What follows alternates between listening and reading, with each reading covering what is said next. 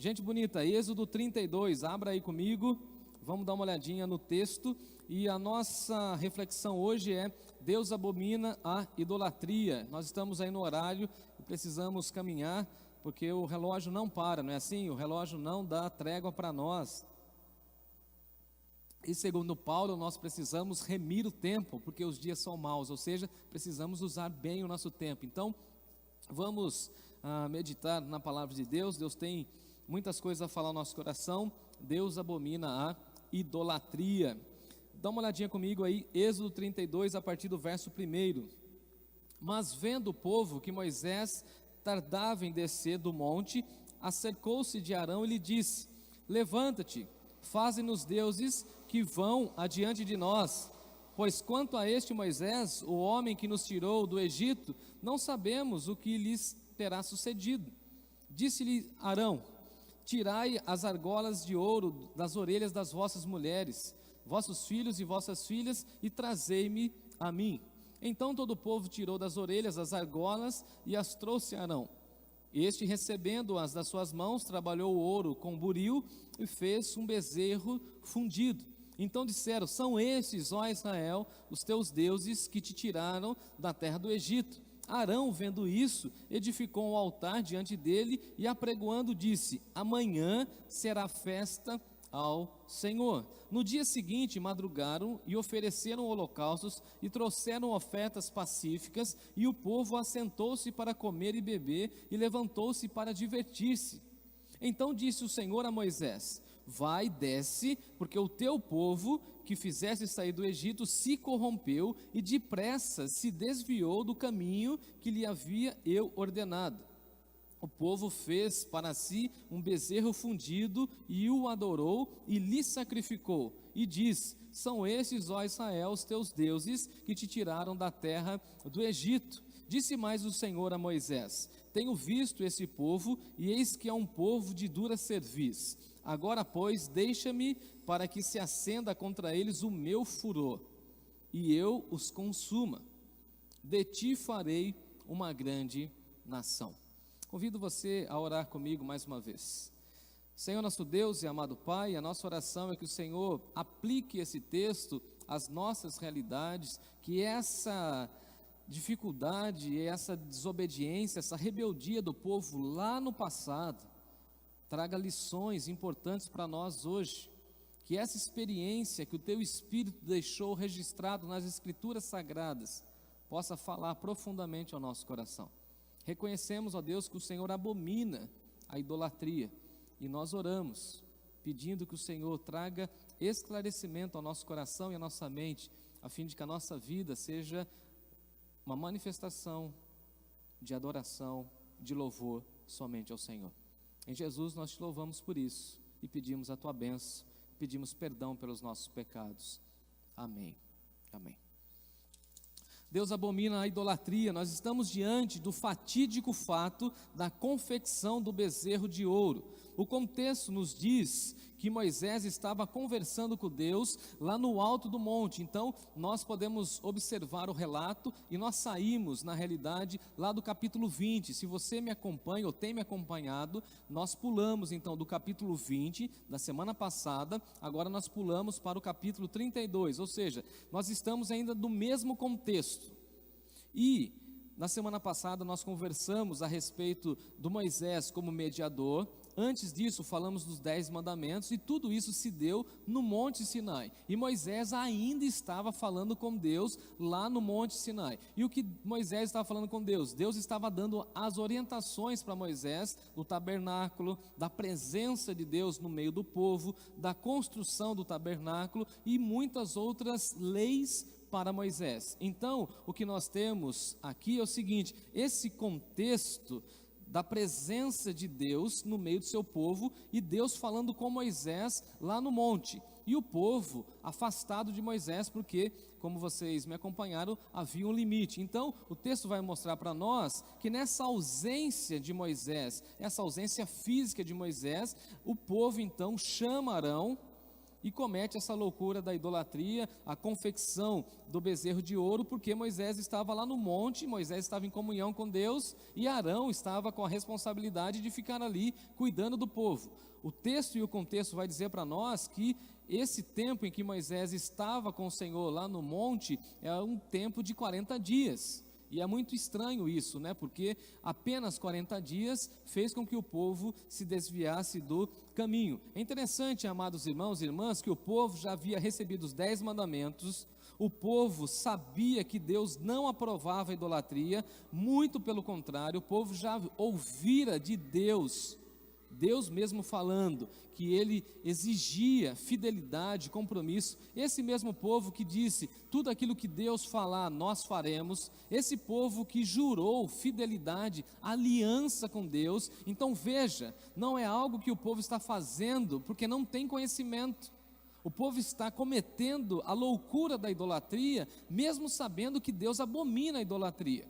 E isso também acontece conosco, porque quando nós falamos de idolatria, um dos problemas que temos no nosso contexto é o seguinte: pensar que a idolatria é somente a adoração a uma imagem de escultura. Enquanto a Bíblia vai dizer para nós que idolatria é tudo aquilo que nós colocamos no lugar de Deus, e aquilo que rouba o nosso foco das coisas de Deus. Então, os puritanos, por exemplo, diziam o seguinte: tudo aquilo que esfria o meu relacionamento para com Deus e não me faz amar mais a Deus, isso é um ídolo na minha vida. E dentro da nossa cultura, eu tenho acompanhado muito o pastor Tim Keller, ele tem um livro que ele fala sobre isso, que nós precisamos combater os ídolos da nossa cultura e do nosso tempo. E aqui depois eu quero fazer essa aplicação e mostrar algumas realidades de outros ídolos, e não somente o ídolo físico, construído pelas mãos no sentido de um objeto, mas também ídolos que fazem parte da nossa vida, e às vezes nós vamos caminhando e vamos vivendo e pensamos que não somos idólatras, enquanto na realidade estamos colocando coisas, objetos, pessoas diante de Deus e na posição que somente Deus deveria estar. E daqui a pouco eu falo um pouco mais sobre isso. Mas o que nós temos aqui é uma queda de Israel, é isso mesmo. Se lá em Gênesis capítulo 3 nós temos a queda da humanidade por conta da desobediência de Adão e Eva, aqui nós temos a queda de Israel, e essa queda de Israel é semelhante à queda do primeiro casal. Os israelitas haviam sido libertos por Deus do Egito, eles escaparam da morte por meio da celebração da Páscoa, como nós estudamos no último domingo pela manhã. Eles renasceram no Mar Vermelho e Deus deu grande vitória e triunfo para eles no Mar Vermelho. Eles foram constituídos como povo da aliança, o povo que recebeu de Deus os 10 mandamentos, a orientação de Deus, um povo escolhido, propriedade particular de Deus. Israel então é uma nova humanidade. Veja que desde Abraão Deus está construindo o seu povo, e agora é a primeira vez que Deus então consegue formar o seu povo e dar aliança para o seu povo, mostrar que esse povo será um povo especial no sentido de divulgar a glória de Deus para as outras nações. Então nós estamos diante de uma nova humanidade, nós estamos diante de um povo que está sendo formado pelo próprio Deus. Então o que nós precisamos entender é que essa nova humanidade tinha que agradar a Deus, mas infelizmente dentro dessa nova formação de Israel como uma nação, infelizmente a velha natureza estava ali ainda completamente viva, estava enraizada, e o povo aqui se comporta como Adão.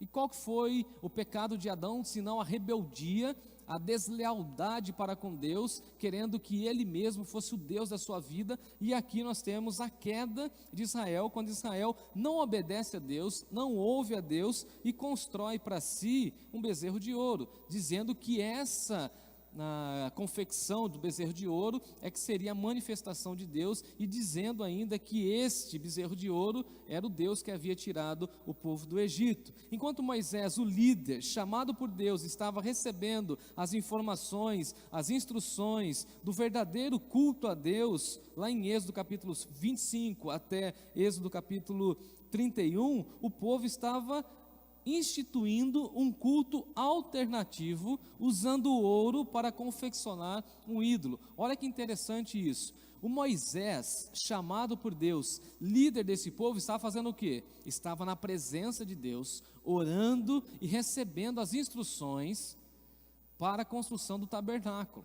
Então veja, o líder estava cumprindo a sua missão. E o que o povo estava fazendo? O povo estava pensando em um culto alternativo e numa confecção de um ídolo.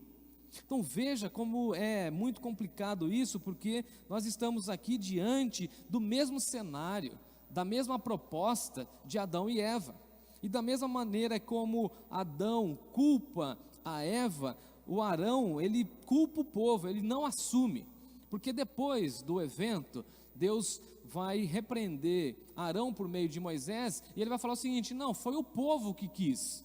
E aqui nós temos uma questão muito complicada, porque Arão andava com Moisés, era um representante de Moisés, tinha essa ligação com Moisés, mas ele não tinha a responsabilidade no sentido de comissionamento de Deus, de liderar o povo, no sentido de conduzir o povo, até porque essa ocorrência e esse episódio mostra que Arão não era um bom líder, porque um bom líder não faz aquilo que o povo deseja e pede. O Moisés conhecia o povo, e o Moisés não caía na pilha de fazer aquilo que o povo queria. Já o Arão, que não era tão firme, já o Arão que não tinha esse acesso, essa conversa, essa espiritualidade latente com Deus, já o Arão que não era amigo de Deus como era Moisés, ele solta as rédeas e deixa a coisa solta. Eu acho, inclusive, pela narrativa, que Arão aproveita a ausência de Moisés para ganhar popularidade. Se vocês querem um ídolo, então vamos fazer um ídolo. E depois ele fala o seguinte: não, a culpa foi do povo, assim como Adão jogou a culpa em cima da Eva, assim como nós também não gostamos de assumir o erro e nós jogamos a culpa em outras pessoas. Então, quando alguém descobre alguma situação nossa, a gente vai falar assim: não, é o contexto em que eu fui criado, eu fiz isso por conta disso, e a gente não fala como falou Davi: sou pecador, eis que em pecado minha mãe me gerou, eu estou envolto em pecado, eu errei, eu pequei, eu preciso da reconciliação com Deus. Então veja aqui, nós temos aqui um paralelo muito grande com Gênesis capítulo 3 e esse texto. Se lá em Gênesis capítulo 3 a gente tem a queda da humanidade representada por Adão e Eva, aqui nós temos a queda do povo de Deus que não obedece, à semelhança de Adão, desobedece e cria para si uma outra alternativa de culto a Deus. Então, com essas informações do contexto, eu quero mergulhar com os irmãos no texto a partir do verso 1. Diz aí o texto que, vendo o povo que Moisés havia demorado na visão deles, que Moisés estava demorando, ou seja, passaram-se 40 dias, eles então chegaram para Arão, e dá uma olhadinha aí no texto, porque o texto diz o seguinte: acercaram o Arão, em outras palavras, eles fizeram uma roda em volta de Arão, pressionando o Arão e disseram o seguinte: levanta-te como líder nosso, uma vez que esse Moisés não desce mais lá do monte, ele está lá com Deus, a gente nem sabe o que aconteceu com ele, diz aí o texto, né? A gente nem sabe o que lhes terá sucedido, a gente não sabe, não tem notícia, naquela época não tinha WhatsApp, né? Deus falando com Moisés e Moisés lá em cima mandando um WhatsApp, um e-mail, não tinha condições. Moisés estava lá falando com Deus. E o povo não tinha informações, o povo só via aquela manifestação, aquela teofania maravilhosa, e ele sabia que Moisés estava lá. Mas como Moisés não havia descido, eles cercaram Arão, que era o parceiro de Moisés, e falaram o seguinte: levanta para nós, como líder, faze-nos deuses que vão adiante de nós. Nós queremos deuses que vão adiante de nós. Nós queremos uma representação de Deus. E isso nada mais é do que idolatria. Deus é o ser eterno, o ser supremo, revestido de majestade, e por isso não pode ser representado por figura humana, por construções humanas. Por isso que Deus nunca permitiu com que nós tivéssemos algo que o representasse nesse sentido, e nós estivéssemos diante dessa figura, dessa construção, falando que isso é Deus.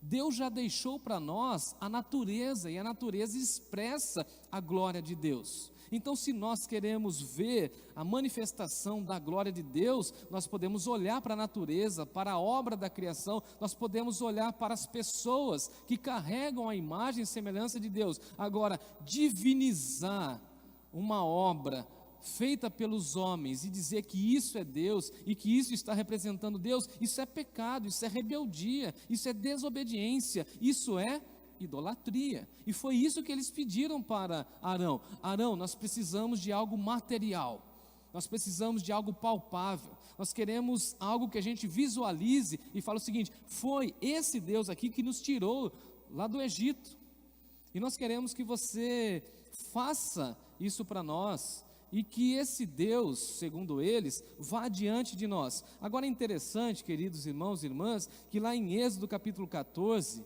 Deus já havia prometido que estaria à frente do seu povo, colocando o anjo do Senhor. Então Deus está falando assim: o meu anjo estará com vocês à sua frente. Então quem vai adiante do povo de Deus? Um representante de Deus. Quem? Um anjo. E também eles tinham a nuvem que acompanhavam o povo. Então veja, o povo não é grato e não reconhece e não lembra aquilo que Deus já havia dito. Então o que eles estão querendo é o seguinte: nós queremos uma representação de Deus que vai adiante de nós, enquanto Deus já havia dito que estaria com eles e que o anjo dele, enviado por ele, por Deus, estaria com o povo. Então veja que eles não têm uma boa memória ou a memória curta e não conseguem agradecer e lembrar que Deus havia prometido que estaria com eles. Agora, quantas vezes, irmãos e irmãs, nós nos esquecemos que Deus está conosco e queremos outras manifestações, confirmações, para que possamos crer, enquanto na realidade Deus falou o seguinte: eu sempre estarei à frente do meu povo. Tem um outro contexto, por exemplo, em Êxodo capítulo 23, que o próprio Deus diz que o anjo dele está à frente do seu povo.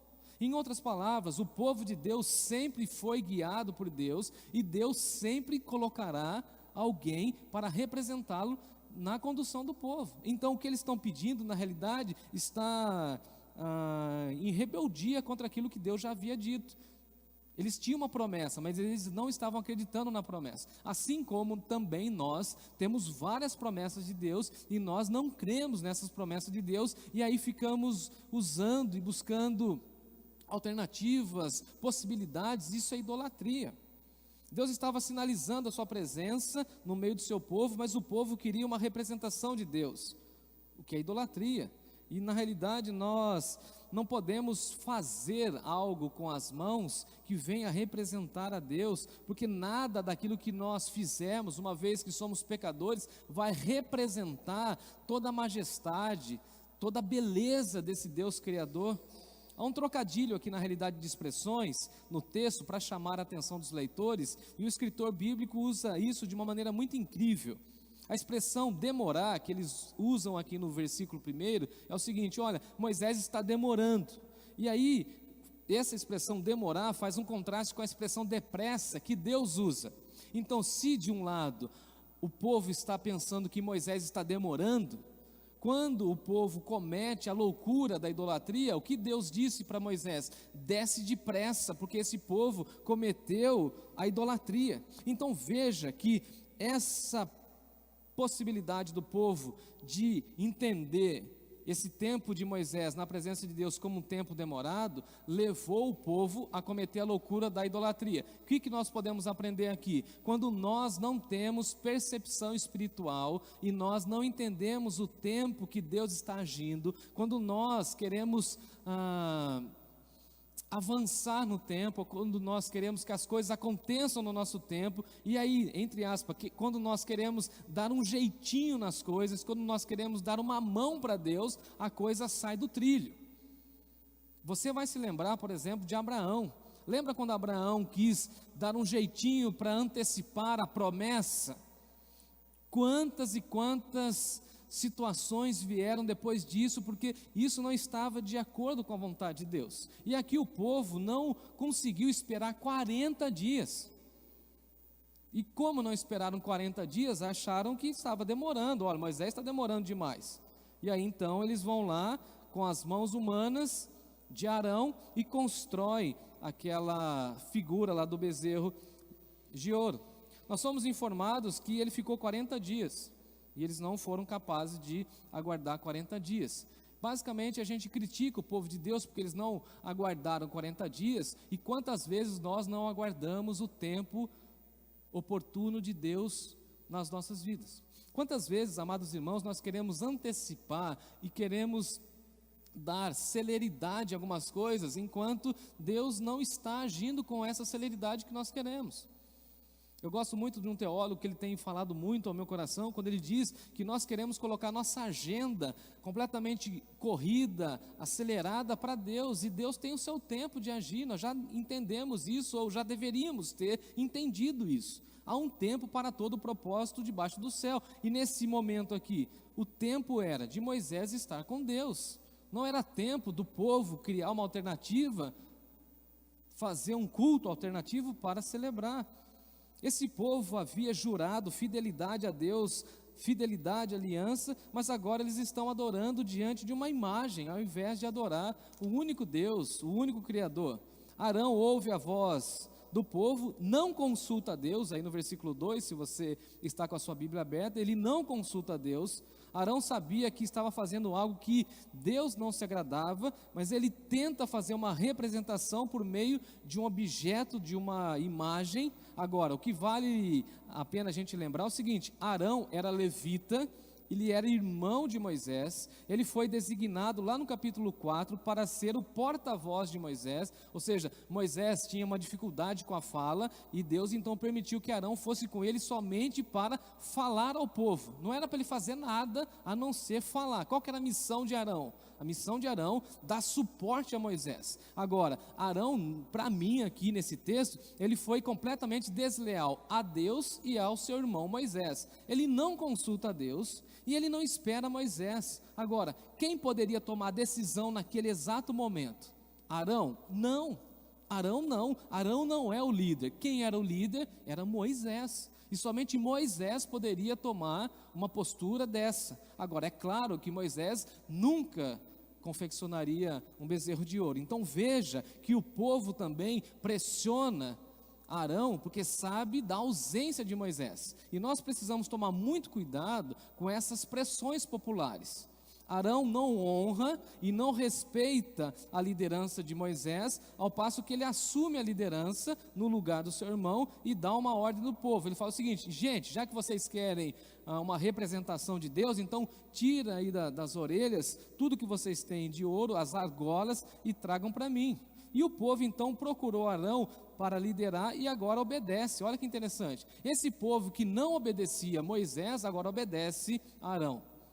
Veja como a rebeldia vai subvertendo aquilo que Deus já havia estabelecido. Quem é o líder? Moisés. Agora o povo está debaixo da liderança de Arão e responde a essa liderança de forma muito rápida, porque o povo traz os brincos das esposas e, enfim, trazem tudo aquilo que tem de ouro. Arão, versículo 4, apanha todo esse ouro, trabalha o ouro no buril, ou seja, ele trabalha com uma ferramenta. E veja, o povo já tinha a ideia de construir um bezerro.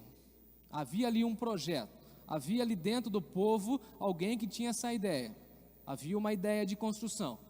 E Arão, por outro lado, vai buscar uma ferramenta chamada de buril. Eu fui fazer a lição de casa e pesquisar. Essa era uma ferramenta para fazer os detalhes. Então, Arão não somente confeccionou o bezerro de ouro, mas ele fez os detalhes ali da boca, do olho, do rabo, dos fiozinhos ali da crina, ali, não é crina que fala de boi, como chama? Aqui, perto da cabeça, enfim. Ele foi fazendo os detalhes.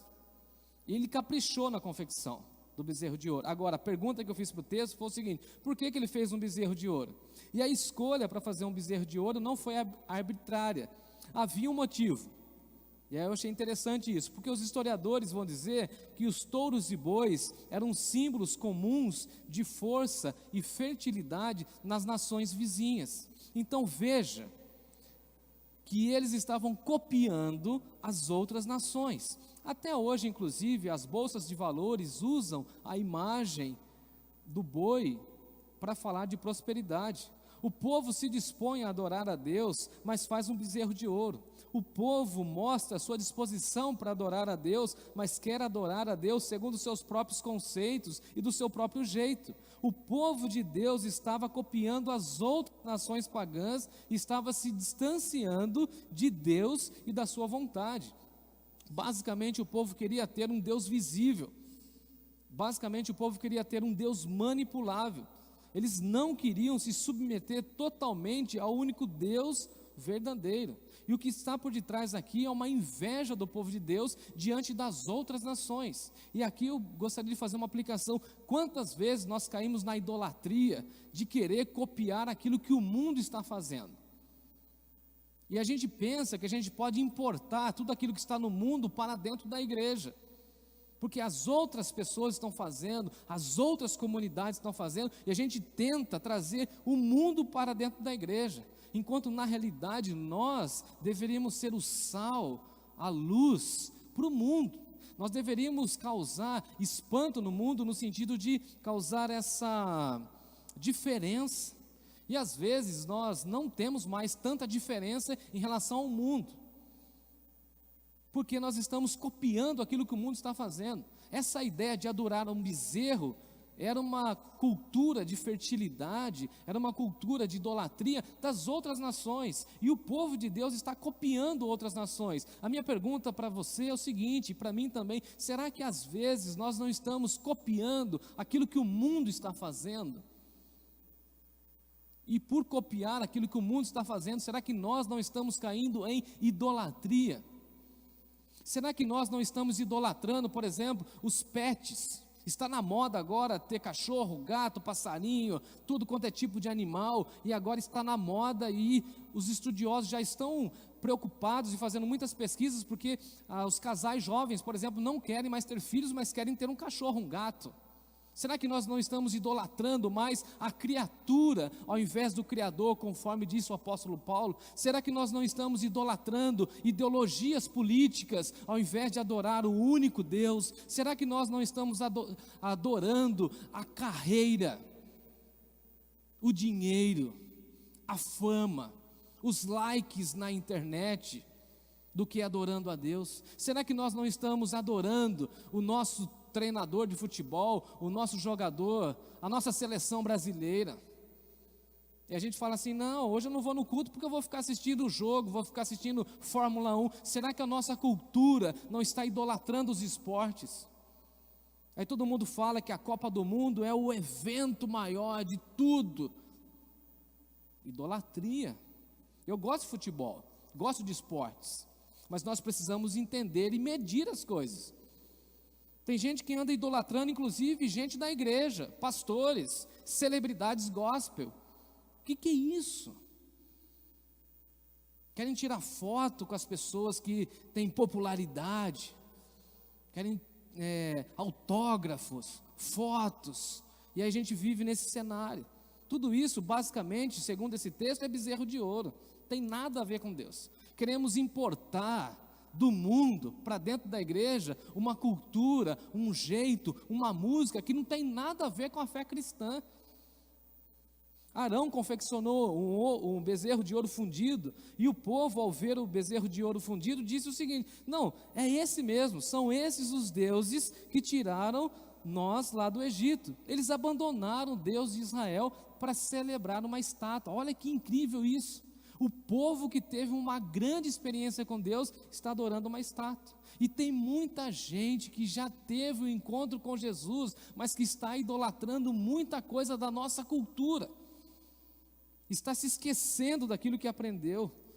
Arão ainda fala o seguinte no versículo 5, ele faz uma convocação: amanhã será festa ao Senhor. Curiosamente, eles não fizeram esse mesmo tipo de festa diante do Senhor, e diante da grande atuação de Deus, mas eles fizeram uma festa diante do bezerro de ouro. A minha pergunta para você que me ouve é o seguinte: será que nós manifestamos a nossa gratidão diante das manifestações de Deus, diante das ações poderosas de Deus. No versículo 6, o texto vai dizer que o povo madrugou. É isso mesmo, eles nem dormiram direito, eles queriam mesmo fazer festa. Em outras palavras, eles queriam fazer bagunça. Eles ofereceram holocaustos. O holocausto tem a ver com pedido de perdão. Então alguém poderia falar assim, mas a motivação é nobre, pastor. A motivação é nobre, mas a forma está completamente errada. Eles ofereceram holocaustos não a Deus, mas ao bezerro de ouro, a uma representação humana. Eles ofereceram ofertas pacíficas, e eles têm uma postura de celebração. Mas também o povo se assenta para comer e beber, aí no versículo 6, mostrando que eles queriam comunhão, convivência. Os historiadores vão dizer para nós que foi uma grande festa, e diz o texto aí, que eles se levantaram para se divertir. Em outras palavras, o povo queria mesmo era festa, recreação, entretenimento, comida e bebida, e diante do bezerro de ouro. Agora, diante da grande salvação e libertação de Deus, a minha pergunta para vocês que me ouvem é o seguinte: eles fizeram essa mesma festa? Eles tiveram esse mesmo empenho, essa mesma motivação, acordaram de madrugada, prepararam holocaustos, ofereceram ofertas pacíficas, queriam comer e beber, se divertir? Não, absolutamente não. E no versículo 7 e 8, Deus olha tudo isso e fala o seguinte para Moisés: ô Moisés, esse povo se corrompeu. Então olha que interessante, para Deus a idolatria é abominável porque é uma corrupção. Idolatria na visão do Senhor é corrupção, ou seja, é um adultério que revela a infidelidade e a falta de lealdade do povo para com Deus. O povo estava dando as costas para Deus, ao Criador, ao nosso Redentor, para adorar um bezerro de ouro. O povo queria uma imagem, está lá celebrando diante de uma imagem, ao invés de prestar culto a Deus. No versículo 9 nós temos Deus falando a Moisés mais uma vez sobre a realidade do povo, e Deus faz um diagnóstico extremamente duro em relação ao povo. Ô Moisés, sabe qual é o problema? O problema é que esse povo é um povo de dura cerviz, esse povo não se submete, esse povo é rebelde, esse povo é altivo, esse povo não se rende, esse povo não entendeu que eu sou Deus verdadeiro. É muito triste, amados irmãos e irmãs, contemplar essa realidade, que infelizmente tem pessoas que são de dura cerviz, que não se rendem, que você ensina, você caminha, você ajuda, mas a pessoa não muda de vida. Uma pessoa que o coração duro, dura cerviz tem a ver aqui com essa parte da coluna, das costas, ou seja, um povo que não se curva, é um povo que não se dobra, é um povo que não reverencia Deus, é um povo de coração duro. Certamente você conhece alguém assim, e é difícil lidar com uma pessoa de dura cerviz. Agora, é muito difícil também lidar com um povo de dura cerviz, um povo que não se rende a Deus. Porque o que é conversão, senão esse processo de rendição diante de Deus? É quando você chega diante de Deus, movido pelo Espírito de Deus, e reconhece que você é pecador e você está desarmado diante da santidade de Deus. Diante da santidade de Deus, você se sente pecador, falho, corrompido, nu, cego, e você se rende diante da graça de Deus. E aí você é lavado pela graça de Deus. E aí Deus fala para Moisés o seguinte: olha Moisés, de você eu vou fazer uma grande nação. E essa promessa havia sido feita para Abraão, e Deus renova essa promessa com Moisés, como nós estudaremos na semana que vem. Eu quero concluir, porque o tempo está se encerrando aqui para nós, mas eu quero dar uma olhadinha lá com vocês no Salmo de número 106, onde o salmista vai falar desse episódio. Ouça com atenção, Salmo 106, versículo 19 a 21. O salmista falando desse episódio. Em Horebe, Monte Sinai, fizeram um bezerro e adoraram o ídolo fundido. E assim trocaram a glória de Deus pelo simulacro de um novilho que come erva. Ou seja, eles trocaram a glória de Deus por um simulacro, algo que é falso, é uma representação. Esqueceram-se de Deus, do seu Salvador, que lá no Egito fizera coisas maravilhosas. Paulo, escrevendo aos Romanos, vai usar essa expressão para falar da idolatria e vai dizer o seguinte: pois eles, os homens, em rebeldia a Deus, mudaram a verdade de Deus em mentira, adorando e servindo a criatura em lugar do Criador, o qual é bendito eternamente. Amém. Paulo, ao escrever aos irmãos de Tessalônica, relaciona a conversão ao abandono da idolatria. Ele diz assim, que aqueles irmãos deixaram os ídolos e se converteram a Deus para servirem a Deus vivo e verdadeiro. Então o que é a conversão, senão o abandono da idolatria? Aqueles irmãos de Tessalônica haviam praticado muita idolatria, mas quando eles recebem a mensagem de Deus, eles abandonam os ídolos, e não somente um ídolo, porque nós precisamos entender isso, porque ninguém adora somente um Deus, no sentido de deuses, de idolatria, mas vários ídolos. Infelizmente há vários ídolos na nossa cultura, e diz Paulo que a conversão fez com que aqueles irmãos jogassem fora os ídolos. Então, no ato da conversão, a pessoa abandona os seus ídolos e adora, e aprende a adorar e servir somente a Deus. Isaías, o grande profeta, vai dizer para nós que a idolatria é uma loucura, em que o homem usa a inteligência dada por Deus para fabricar os seus ídolos. E aí então eu quero encerrar a minha fala nessa noite, citando e lendo com vocês. Eu peço que os irmãos e irmãs abram comigo lá nos Salmos de número 115, texto muito conhecido, muito rico para a nossa espiritualidade cristã, e eu quero encerrar a minha fala com esse texto.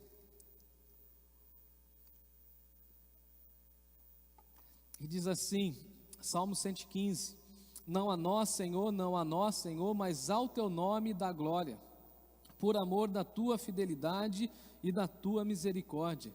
Porque diriam as nações, onde está o Deus deles? No céu está o nosso Deus, e tudo faz como lhe agrada. Prata e ouro são os ídolos deles, obra das mãos dos homens. Os ídolos têm boca e não falam, têm olhos e não veem, têm ouvidos e não ouvem, têm nariz e não cheiram, suas mãos não apalpam, os seus pés não andam, som nenhum lhe sai de suas bocas. Tornam-se semelhante a eles os que fazem e quanto neles confiam. Israel confia no Senhor, Ele é o seu amparo e o seu escudo. O texto prossegue, depois os irmãos poderão ler todo o seu contexto. Mas os ídolos têm boca e não falam, porque os ídolos são criados por nós. E quantas vezes nós caímos na idolatria de abandonar o Senhor e estamos adorando ídolos criados por nós, ou até mesmo que Deus criou. A orientação bíblica é para que nós abandonemos a idolatria, porque Deus abomina a idolatria. O cristianismo nos ensina que nós estamos aqui somente para adorar, servir a Deus, único e verdadeiro Senhor, Criador dos céus e da terra. A Ele somente seja a honra, a glória, a majestade e amém. Jesus nos ensinou isso ao ser tentado. Ao Senhor teu Deus prestará culto, somente a Ele. E aí hoje nós temos essa cultura que tenta a todo momento falar que nós somos Deus. As pessoas querem adorar ídolos, artistas, cantores, celebridades. Agora está na moda os influencers, tudo que eles falam a gente faz.